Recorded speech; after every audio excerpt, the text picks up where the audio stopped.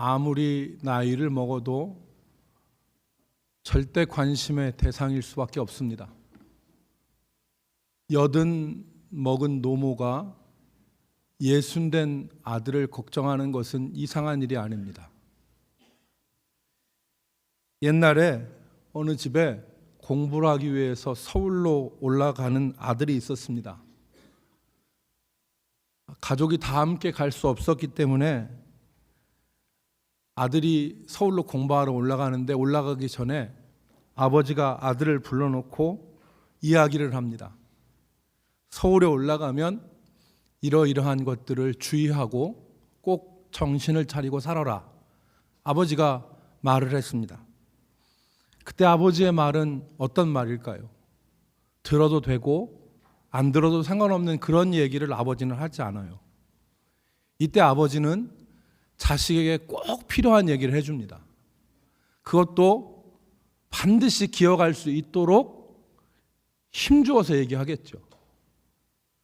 밥은 꼭 먹고 다녀라. 혹시 이 비상금을 주면서 이 돈은 평상시 쓰지 말고 진짜 어려운 일 있으면 이 돈을 써라. 네가 감당할 수 없는 일, 어려운 일을 만나거든 어느 곳에 사는 아무개를 찾아가서 도움을 요청해라. 주일에는 예배 빠지지 말고 꼭 교회 가서 하나님께 예배해라. 이런 얘기를 아마 할 것입니다. 아버지는 아마 이런 얘기를 눈을 보면서, 아들의 눈을 보면서 얘기를 했을 거예요. 아들이 낯선 곳에서 혼자 살아가는데 꼭 필요한 말들을 했을 것입니다. 오늘 우리가 읽은 말씀은 예수님께서 제자들을, 12 제자들을 파송하시면서 그들에게 하신 말씀이 기록되어 있습니다. 세상으로 보내지는 그 제자들에게 주님이 당부하신 말씀이에요. 예수님은 마태복음 10장 오늘 우리가 읽은 15절 다음 16절에 보면 제자들을 세상에 보내는 것이 양을 이리 가운데로 보내는 것 같다. 그렇게 말씀하시고 걱정하셨습니다.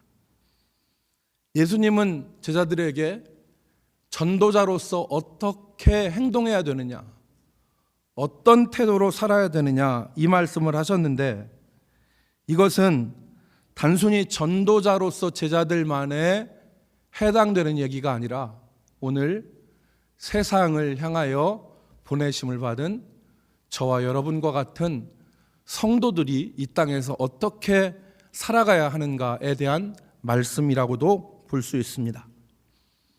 여러분, 지난주에 우리는 민족 고유 명절인 설을 보냈습니다. 우리는 믿지 않는 친척들과 만났을 수도 있고요. 또 제사 문제로, 조상의 제사 문제로 형제들과 의견이 달랐을 수도 있습니다. 그리고 평상시에 만나지 않았던 많은 사람들을 만났을 수도 있습니다. 그 가운데 우리는 어떤 사람으로 살았습니까? 우리는 어떠한 사람으로 그들 가운데 한 주 동안 살았습니까? 오늘 우리가 마태복음 20장 말씀을 통해서 제가 사실은 지난주에 이 설교를 했으면 좋았을 뻔했다 하는 생각을 했어요. 근데 지난주에는 제가 정신이 없었습니다. 정신이 없어서 지난주에 이 말씀을 전하지 못했는데 사후 약방문이 된다 하더라도 오늘 세상에 사는 그리스도인으로서의 우리의 모습은 어떤 것인가를 다시 한번 생각해 보는 시간이 되었으면 좋겠습니다. 첫 번째로 오늘 본문을 근거해서 볼 때 세상에 사는 그리스도인들은 능력의 사람들이라는 것을 우리가 붙잡기를 바랍니다. 능력의 사람들이 그리스도인입니다. 오늘 예수님이 보내신 12 제자의 이름이 2절부터 4절에 나와 있습니다. 베드로와 그의 형제 안드레와 야고보와 그의 형제 요한과 빌립과 바돌로메로부터 시작해서 12명의 이름이 기록되어 있습니다. 이 12를 예수님이 보내시는데 보내시기 전 오늘 1절 말씀에 보면 예수님이 그들을 보내시기 전에 행하신 일이 기록되어 있습니다. 그것은 예수님이 저들에게 능력을, 권능을 주셨다는 것입니다. 1절 말씀을 보십시오. 예수께서 그의 12제자를 부르사 더러운 귀신을 쫓아내며 모든 병과 모든 약한 것을 고치는 권능을 주시니라. 권세와 능력을 주셨다는 겁니다. 양을 이리 가운데 보내는 것과 같은 연약한 그런 모습의 제자들이었지만 그들이 세상에 나가서 승리할 수 있었던 원인은 바로 여기에 있습니다. 주님이 그들에게 권능을 주셨다는 것입니다. 그냥 보내지 않으시고 더러운 귀신을 쫓아내며 모든 병과 모든 약한 것을 고치는 권능을 주셨습니다. 그래서 제자들이 나가서 귀신도 쫓고 병든 자도 고치고 나병 환자도 깨끗게 하는 능력을 행한 것 아닙니까? 여러분, 오늘 세상이 믿는 사람들을 적대적으로 대합니다. 세상이 믿는 사람들을 대적하고 핍박하고, 그리고 심지어 정권을 잡은 사람들은 교회를 적폐 세력으로 간주하고 맹공을 퍼부어도 진정한 그리스도인들이 견디어내고 이겨나갈 수 있는 것은 주님이 우리에게 세상을 이길 수 있는 능력을 주셨기 때문에 그렇습니다. 우리는 짓밟히고 실패하여서 잡아먹히는 양이 아니라 세상을 이길 수 있는 능력을 주신 하나님의 백성들이라는 사실을 우리가 붙잡기를 주의 이름으로 축복합니다. 여러분, 예수님 당시 제자들에게는 예수님은 더러운 귀신을 쫓아내고 모든 병과 모든 약한 것을 고치는 능력을 주셨는데 오늘 우리 성도들에게는 말씀의 능력과 기도의 능력을 주셨습니다. 여러분, 제자들이 만약에 보내심을 받았는데 자신들에게 주어진 권능을 알지 못해요. 그럼 얼마나 제자들이 세상에 나가서 외소하고 그리고 얼마나 위축되었겠습니까? 그런데 제자들은 그렇지 않았어요. 보내심을 받았는데 보내심을 받은 저들은 권능의 사람들이었습니다. 능력의 사람들이었어요. 우리가 사방에 우겨쌈을 당하고 우리를 대적하는 사람들이 많을지라도 우리가 낙심하지 않는 것은 하나님이 우리에게 세상을 이길 수 있는 능력을 주셨다는 것 때문에 그런 것입니다. 여러분, 우리가 하나님의 말씀을 읽을 때 권능을 얻습니다. 하나님의 말씀을 읽을 때 정말 우리 자신은 이리 가운데로 보내진 양과 같이 연약한 존재이지만 우리가 하나님의 말씀을 읽을 때 불이 하늘에서 떨어지는 것과 같은 능력을 우리가 체험합니다. 하나님의 말씀 가운데서 우리가 능력을 얻습니다. 그 말씀이 우리를 강건하게 합니다. 그 말씀이 우리를 세상을 이길 수 있는 힘과 용기를 우리에게 주지 않습니까? 하나님의 말씀의 권능을 주셨어요. 우리가 기도할 때, 하나님 앞에 엎드릴 때 기도의 권능을 하나님 우리에게 주십니다. 세상을 이길 수 있는 능력이 기도할 때 우리에게 주어지지 않습니까? 그래서 시편 27편 5절 말씀에 시편 기자가 이렇게 고백합니다. 기도할 때 여호와께서 환난 날의 나를 그의 초막 속에 비밀히 지키시고 그의 장막 은밀한 곳에 나를 숨기시며 높은 바위 위에 두시리로다. 그냥 놓고 보면 100번 깨지고 100번 두들겨 맞고 100번 질 수밖에 없는 상황이지만 하나님 앞에 엎드리면 하나님이 권능을 주십니다. 그래서 세상이 침범해 올다 할지라도 그의 초막 비밀한 곳에 지키시고 그의 장막 은밀한 곳에 숨기셔서 세상이 손대지 못하는 높은 곳에 두시는 하나님의 은혜를 우리에게 덧입혀 주시는 것입니다. 그러므로 세상에서 우리가 환난을 당하나 우리가 낙심하지 않는 것은 주께서 나와 함께 하시고 주님이 나에게 권능을 주셨기 때문에 그렇습니다. 나는 그냥 한 사람이 아닙니다. 주님이 나와 함께 하시고 능력을 주시는 하나님의 사람이라는 것을 우리가 기억하길 바랍니다. 여러분, 통장에 내 이름으로 수십억이 입금되어 있습니다. 그리고 언제든지 맘만 먹으면 내가 그 통장에서 돈을 인출할 수 있어요. 그런데 이 사람이 통장에 수십억이 맡겨져 있다는 사실을 잊어버리고 현실에서 단돈 몇만 원이 없어서 발을 동동동동 구른다면 얼마나 불쌍한 사람이겠어요. 오늘 우리에게는 하나님의 능력이 주어졌어요. 가서 더러운 귀신을 쫓아내고 모든 약한 것과 병든 것을 고칠 수 있는 권능, 권세와 능력을 하나님 우리에게 주십니다. 성도는 권능의 사람들이에요. 능력의 사람들이에요. 우리가 입을 열어 기도하면 하나님이 응답하시고, 우리에게는 세상이 감당할 수 없는 하나님의 말씀이 있잖아요. 그 말씀을 읽을 때 세상을 이길 수 있는 거 아닙니까? 그 권능이 우리에게 있습니다. 그러므로 오늘 우리는 권능의 사람들이라는 것을 기억하시길 바랍니다. 사방에 우겨쌈을 당하고 답답한 일이 있다 할지라도 기억하십시오. 하나님 우리에게 능력을 주셨다는 것을, 그리고 이 능력이 예수 그리스도의 이름으로 시행된다는 것을 우리가 기억하며 살기를 주의 이름으로 축복합니다. 두 번째, 세상에 사는 그리스도인들은 사명의 사람들입니다. 보내심을 받은 제자들은 분명히 사명의 사람들이었습니다. 권능의 사람이면 물론이었지만 5절부터 7절 말씀에 보면 예수님이 제자들을 보내시면서 사명을 주셨어요. 5절 뒤에 예수님이 하신 말씀을 보면 예수님이 제자들에게 뭐라고 하셨습니까? 이방인의 길로도 가지 말고 사마리아인의 고을로도 들어가지 말고 오히려 이스라엘의 집에 잃어버린 양에게로 가라. 나중에 예수님은 온 유대와 사마리아와 땅끝까지 이르러서 내 증인이 되리라고 말씀하셨지만, 지금 이 시기에 제자들의 사명은 다른 곳으로 가는 게 아니에요. 이스라엘 집에 잃어버린 양들에게로 가라. 그리고 그들에게 가서 천국이 가까이 왔다고 전해라. 이것이 제자들의 사명이었습니다. 여러분, 이 사명이 바로 제자들을 다른 사람들과 구별하게 하는 유일한 것이었어요. 베드로와 요한, 야고보, 그리고 바돌로메, 빌립, 이 도마 같은 사람들이 다른 유대인들과 생긴 게 틀리지 않아요. 별반 틀리지 않고 생활하는 방식이 별반 틀리지 않았습니다. 그런데 그들을 제자로 뚜렷하게 구분시키는 점이 있었는데 바로 그게 주께 받은 사명입니다. 사명이 있었기에 저들은 구별된 것입니다.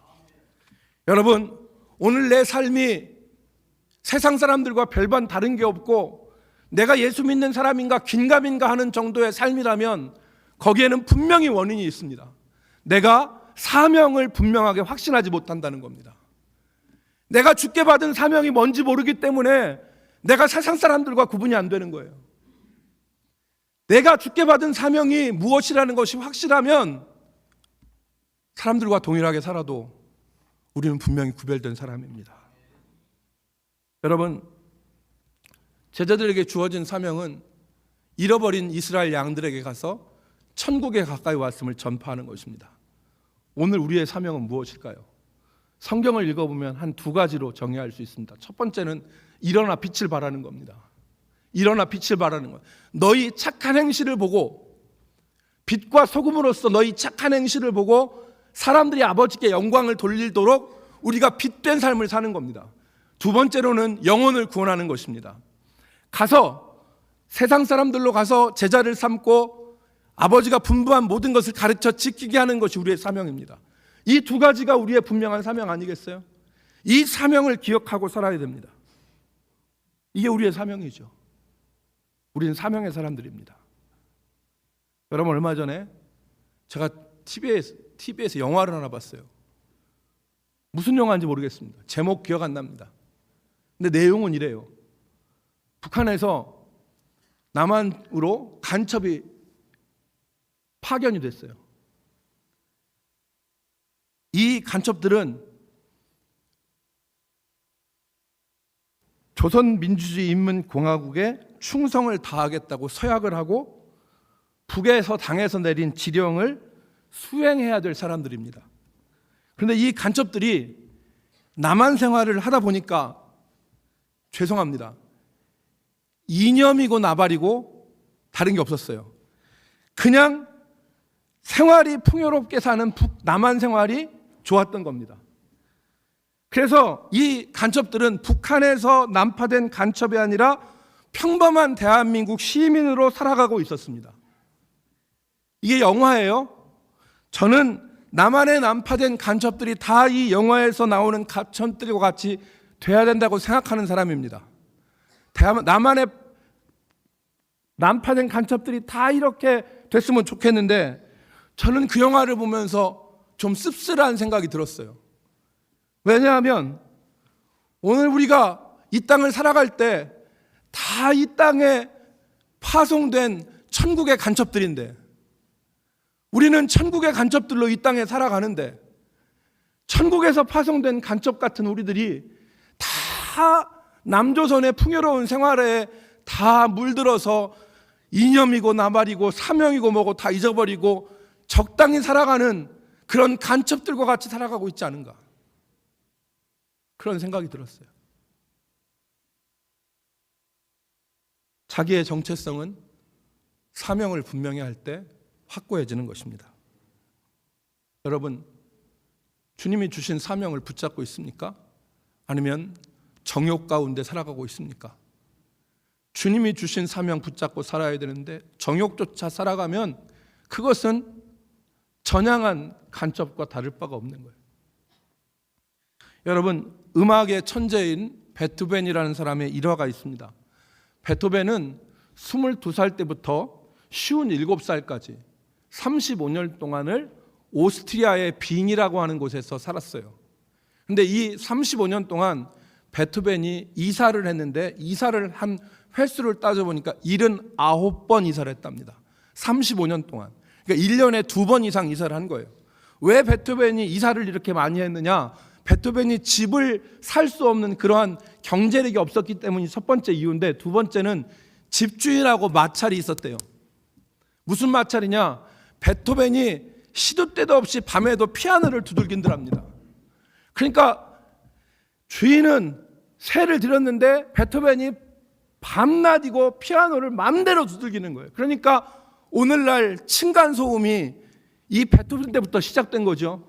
그래서 못 살겠다, 나가라 해서 나간 거예요. 베토벤은 악상이 떠오르면 그것을 기억하고 피아노를 쳐야 돼요. 그게 베토벤의 사명이었어요. 한 번은 베토벤이 이사를 하는데 마차를 타고서 이사를 하는데 마부가 베토벤의 짐을 싣고 이사할 집으로 가고 있었습니다.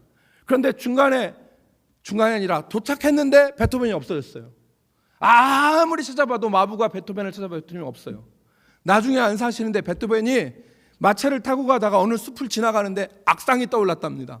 그래서 베토벤이 내려서 숲속에서 그 악보에다가 악상을 그리고 밤새도록 악상을 그린 다음에 악보를 그린 다음에 다음 날 집을 갔는데 새로 이사할 집이 아니라 옛날 살던 집으로 돌아갈 때요. 베토벤은 집중한 거죠. 여러분, 우리나라 옛날 고사에 아주 활을 잘 쏘는 명궁이 있었대요. 근데 이 명궁이, 활을 잘 쏘는 명궁이 어느 밤을 지나가는데, 길을 지나가는데 눈앞에 호랑이가 있더래요. 그래서 이 사람이 생명의 위협을 느끼고 자기 활을 들어서 화살을 당겨가지고 그 호랑이를 쐈는데 보니까 진짜 호랑이가 아니라 호랑이처럼 생긴 바위였어요. 호랑이처럼 생긴 바위.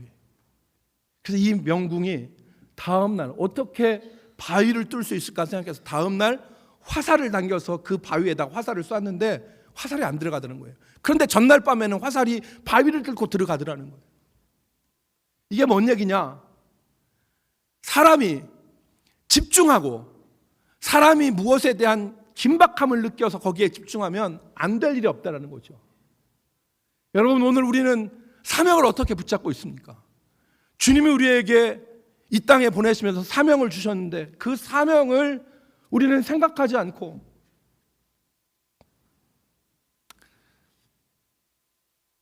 여러분, 사명에 붙잡혀 사는 사람들이 되기를 주의 이름으로 축복합니다. 변절한 간첩과 같이 살지 말고 정말 사명을 생각해서, 여러분, 내가 예수를 믿었는데 내가 전도해서 예수 믿는 사람이 한 사람이라도 내 옆에 있는가? 언제 전도했는가? 10년 전, 20년 전에 전도해서 하나님 나는 다 했습니다, 이렇게 우려먹지 말고, 내가 전도해서 예수 믿게 된 사람이 신앙생활 하는 것을 내가 지금 눈으로 보고 있는가?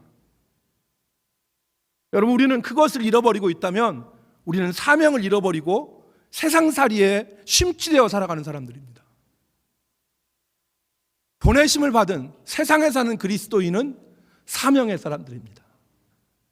세 번째, 세상에 사는 그리스도인들은 은혜의 사람들입니다. 오늘 제자들에게 예수님은 은혜의 사람들이라는 사실을 말씀해 주셨어요. 오늘 9절과 10절 말씀에 보면 예수님이 하지 말라고 하는 게 나오죠. 너희 전대에 금이나 은이나 동을 가지지 말고 여행을 위하여서 배낭이나 두보롯이나 신이나 지팡이를 가지지 말라. 이 말씀은 아무 준비 없이 전도하라는 얘기가 아닙니다. 주님이 무대책, 무계획, 즉흥적으로 사명을 감당하라는 말씀이 아니에요. 여행의 필수품 아닙니까? 신발, 전대옷. 그런데 그걸 준비하지 말래요. 왜? 하나님이 은혜로 공급하여 주실 것을 믿으라는 겁니다. 8절 말씀에 분명히 알 수 있습니다. 8절 말씀에 병든 자를 고치며 죽은 자를 살리며 나병한 자를 깨끗하게 하며 귀신을 쫓아내되 너희가 거저받았으니 거저주라. 자, 여러분 옆에 있는 사람 눈을 보십시오. 옆에 있는 사람 서로 둘씩 눈을 보십시오. 옆에 있는 사람 눈을 보십시오. 눈을 보고 상대방 옆에 있는 사람을 보십시오. 보고 옆에 있는 사람을 향해서 말합시다. 거저받았으니 거저줍시다. 거저받았으니 거저줍시다. 아멘. 여러분, 주님이 거저받았다는 거예요. 이건 은혜로 받았다는 겁니다. 은혜로 받았으니까 하나님이 거저주시는 거예요. 거저주시는데, 그러니까 너희가 사역을 감당할 때에 은혜로 공급하시는 하나님을 바라보면서 사명을 감당하라, 그 말입니다. 하나님은 우리의 필요를 아시죠. 그래서 우리가 필요한 것들을 공급하시는 하나님이십니다. 요즘 교회에서 성도들의 삶에서 이런 얘기를 자주 듣습니다. 이것도 있어야 되고 저것도 있어야 되고, 이것도 필요하고 저것도 필요하고, 갖춰야 될 것들이 너무 많고 준비해야 될 것들이 너무 많아서 그래서 정작 아무것도 하지 않습니다. 어떤 행동이 일어나지 않아요. 그러니까 아무 일도 일어나지 않는 것입니다. 지금 우리에게 필요한 것은 이것도 있어야 되고 저것도 있어야 된다고 하는 계산이 아니라 사명자의 삶에 은혜로 채워주시는 하나님의 공급을 믿고 나아가는 행동입니다. 그것이 필요한 것이죠. 하나님은 사명자에게 채워주세요. 염려와 근심에 쌓여서 두려워할 게 아니라 우리 삶에 공급하시는, 그래서 공중에 나는 새도 들의 백합화도 먹이시고 입히시는 하나님을 믿고 의지하면서 나아갈 수 있는 우리 성도들 되기를 주의 이름으로 축복합니다. 마지막으로 세상에 사는 그리스도인들은 심판을 믿는 사람들입니다. 같이 따라합시다. 심판을 믿는 사람들. 여러분, 제자들이 천국에 가까이 왔노라 가서 외쳐도 예수님이 너희들을 영접하지도 않고 너희 말을 듣지도 않을 것이라고 얘기했어요. 그런데 단순히 영접하지 않고 듣지도 않는다면 양반이죠. 우리가 읽은 10장 17절에 보면은 어떤 사람들은 너희를 공회에 넘겨주고 회당에서 너희를 채찍으로 때리라 그랬습니다. 그때 제자들이 할 수 있는 행동이 무엇입니까? 오늘 우리가 읽은 말씀에 보면 그 집이나 그 성을 떠날 때에 먼지를 떨어버려라. 즉 사람들과 다투어 대적하고 그들과 싸우는 것이 아니라 단지 먼지만 떨어내고 가라는 겁니다. 마태복음 10장 22절 말씀에 보면은 주님은 끝까지 견뎌야 된다고 그랬어요. 너희가 내 이름으로 말미암아 모든 사람에게 미움을 받을 것이나 끝까지 견디는 자는 구원을 얻으리라. 왜 먼지만 떨 수 있습니까? 15절에 있는 말씀대로 심판이 있는 것을 믿기 때문에 그렇습니다. 심판이 있는 것. 모든 굽은 것을 곧게 하시고 악을 심판하실 하나님의 정의의 손에 모든 것을 맡길 수 있는 그 믿음이 있기 때문에 그 사람이 바로 믿는 사람들입니다. 제자들은 눈에 보이지 않지만 하나님의 계심을 믿었고 현재의 일은 아니지만 장차 있을 하나님의 심판을 믿고 사는 사람들입니다. 이 심판을 믿는 믿음이 있어야 돼요. 어떤 한 시인이 있었습니다. 그런데 이 시인의 아들이 군대를 갔다 왔어요. 아들이 군대를 갔다 와서 복학을 해야 되는데 학교에서 등록금 내라는 소리를 안 해요. 그래서 아버지가 아들한테 야, 너 등록해야 되는데 복학해야 되는데 등록금 내라는 소리를 학교에서 안 한다. 어떻게 된 건지 알아봐라. 그랬더니 아들이 학교 가서 알아봤어요. 군대 가기 전에 등록금을 내서 복학하는 지금은 등록금을 낼 필요가 없다네요. 아들이 얘기합니다. 아버지가 이 얘기가 사실이 아니라는 것을 알았어요. 왜냐하면 아들이 군대 가기 전에 등록금을 냈는데 그리고서 군 유학을 해서 휴학을 하고 학교의 방침대로 갔다 와서는 복학에서는 등록금을 안 내는 걸로 이 학교에서는 했는데 아버지가 생각할 때 잘못된 일이었어요. 왜냐하면 군에 가는 아이들은 등록금이 없어서 휴학을 하고 군에 가는 아이들도 많은데 등록금 내고서 휴학하라면 무슨 소용이 있느냐. 이건 불합리하니까 재고해서 등록금 내지 않고 휴학하고 갔다 와서 등록금 낼 수 있는 것이 더 적합한 일이 아니겠느냐. 학교에다가 아들이 군대 가기 전에 재고를 부탁했습니다.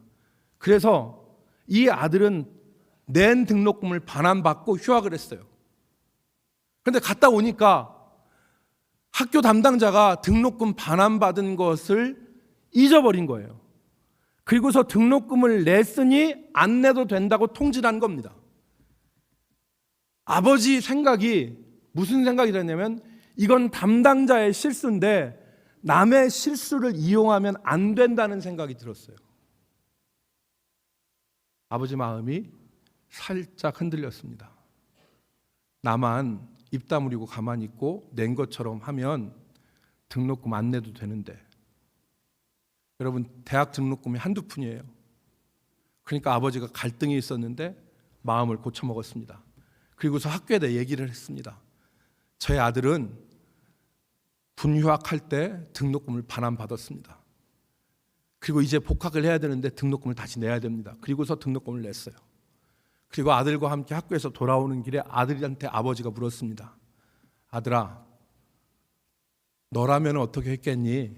물어보니까 아들이 아버지한테 얘기해요. 당연히 냈어야죠. 아버지는 아들의 그 말이 고마웠대요. 여러분, 이 시인의 말이 이렇습니다.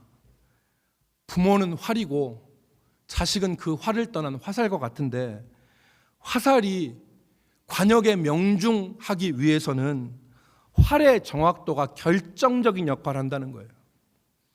활을 떠난 화살이 관역을 명중시키기 위해서는 활의 정확도가 굉장히 결정적 역할을 한다는 거예요. 안정적인 자세를 취하고 정확한 방향에다가 힘껏 당겨서 화살을 놓을 때 화살이 관역을 명중할 수 있지, 만약에 화살이 흔들리거나 잘못된 방향을 하거나 힘껏 당기지 않으면 화살은 관역을 명중시킬 수 없다는 겁니다. 그러니까 자식이 공부하기 위해서 학교를 가는데 거짓말을 해서 수업료 한번 탕감받아서 아들이 공부한다고 해서 그 아들의 삶이 관역을 명중시킬 수 있겠냐는 거예요. 저는 이 얘기를 들으면서 이 사람이 신자는 아니지만 심판을 믿고 하나님의 섭리를 믿는 사람이라고 생각했어요. 신자 가운데 양심을 속이는 사람, 거짓말하는 사람, 안 믿는 사람도 이런데 우리는 심판을 믿는 사람들 아니에요?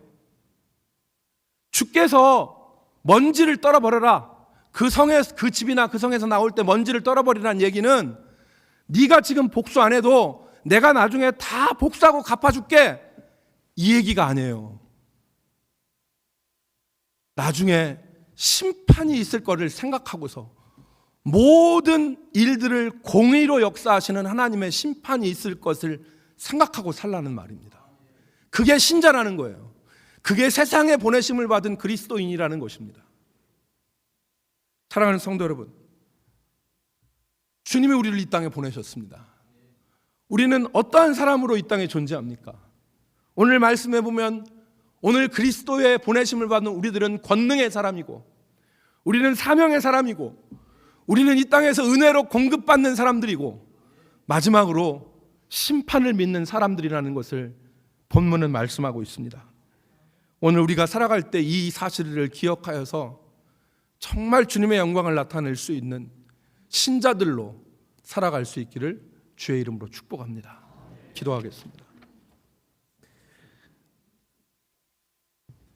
하나님, 우리가 하나님을 믿노라 하면서도 우리가 어떤 사람인지를 알지 못해서 세상 사람들과 동일하게 섞여 사는 경우가 많은데, 아버지, 우리가 권능의 사람들, 우리가 사명의 사람들, 우리가 은혜의 사람들, 우리가 심판을 믿는 하나님의 자녀라는 사실을 기억하게 하셔서 이 땅을 살아가는 동안 주의 영광 나타내며 주님 영광 돌리며 살아가는 우리 성도들로 살아가게 하여 주옵소서. 이 말씀을 듣는 모든 주의 백성들에게 은혜 주실 것을 믿사오며 예수님의 이름으로 기도 올리옵나이다. 아멘.